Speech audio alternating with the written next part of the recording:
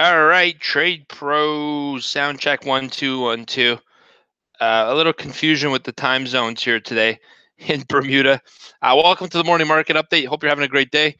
It is Wednesday, March the 6th of 2019. We've had some exciting stuff happen already in the markets. Let's comb through that and give you the morning market update. On this day, first of all, the morning market fun fact. Can't start without this. On this day in 2000, Fed Chairman Alan Greenspan at the time was celebrating his 74th birthday. And on his birthday, he pretty much, up until that point, he said that, this rally is problematic in tech stocks. It's overdone. Said a lot of stuff with a cause for concern. But on his 74th birthday, he turned a new leaf and said, you know what? I'm endorsing this rally at a Boston College Economic Conference. Following years of warning that stock prices are too elevated, too high, he said, you know what? This thing is just going to keep going. We have a good, strong stock market. Just 4 days later, you can't make this up, the NASDAQ peaked and began its tumble, and one of the biggest slides in the worst market crash since 1929.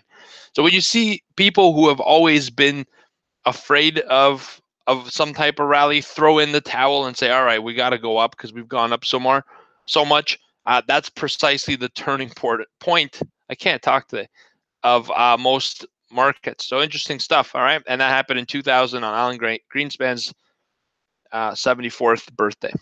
In today's markets in Asia, Japan's down 0.6%, Hong Kong's up 0.3%, China's up 1.6%, India is up 0.5 percentage point as well. In Europe at midday, London's up 0.2, Paris is down 0.1, Frankfurt is down 0.2%. In the United States, Dow's down 0.2, Nasdaq down 0.1, and so is the S&P.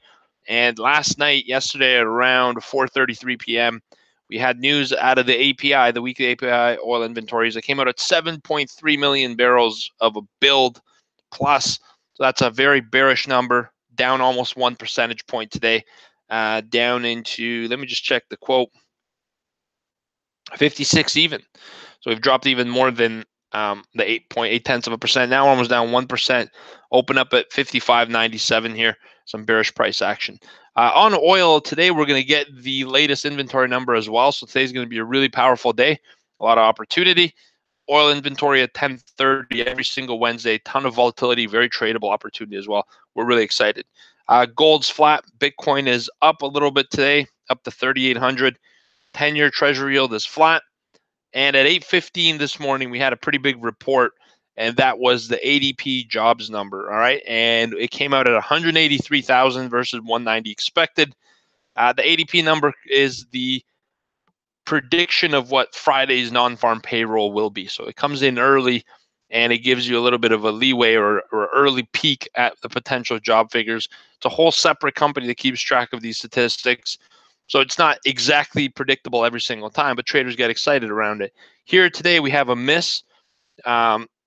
Missed it about by 7,000 jobs, coming more or less in line with expectations on the jobs front. Small businesses missed the biggest, 12,000 jobs added versus 63,000 month to month. Medium businesses added 95,000 versus 84, so they beat. Large businesses added 77,000 versus 66,000 jobs the month of February, so it is also a beat. But the key number here is that the small businesses are missing. And when you start to see small businesses not add jobs, there's not as much confidence. Big businesses, they lead. Obviously, they have a leading capability. They make more profit. And they could sustain periods of economic downturns better than small businesses. So actually, small businesses are the true leaders in that when small businesses stop hiring, they're expecting some more economic conditions to deteriorate in the months to come. Otherwise, they'd be hiring. This is the first time we've seen trouble in these ADP reports in that sense, small business lagging so much in terms of job numbers, and it's a leader. If you look at the Russell 2000, these are your smaller cap companies. The Russell is impacted more heavily by reports like this. And if the Russell can't continue to gain, other markets won't either in the next 2 to 3 months. All right, that's sort of a little bit of a deeper dive into the rabbit hole. I could make a whole webinar on that alone, but I won't, not today. International trade this morning came out of the United States. Here's some interesting figures for you. So December trade balance, this is for the numbers of December, minus 59.8 billion, the largest deficit the United States has had since October 2008 on an international basis. Here's the biggest regions that we have a deficit with. or the United States has a deficit with. China minus 38.7 billion versus 35.4 billion prior, so the deficit's widening. Japan minus 5.5, Canada minus 0.7 billion versus minus 0.8 billion.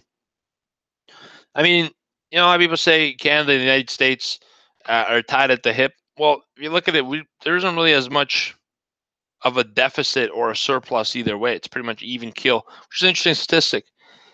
Mexico minus 8.8 billion versus minus 6.8. So all in all, widening trade deficit for the United States, which is surely going to cause some concern of Donald Trump and his administration. Other than that, guys, we don't have too much today. We have 10:30's EIA Petroleum inventories. It's Department of Energy. Comes out at 10:30. Huge opportunity. We'll be trading that together. 12 p.m. Fed's Messer speaking. 12:10 Fed's Williams is speaking on economic look.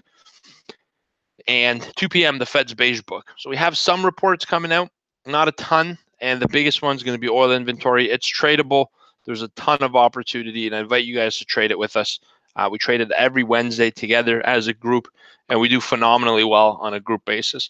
We'll see you guys there by 10:30. Join us on live trading room. Speaking of which, it's time to get into it now. Let's jump in and do some analysis here.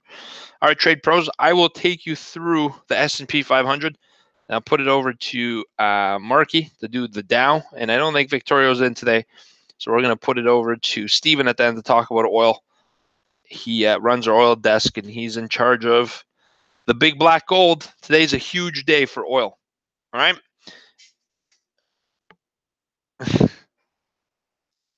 All right, let's get started.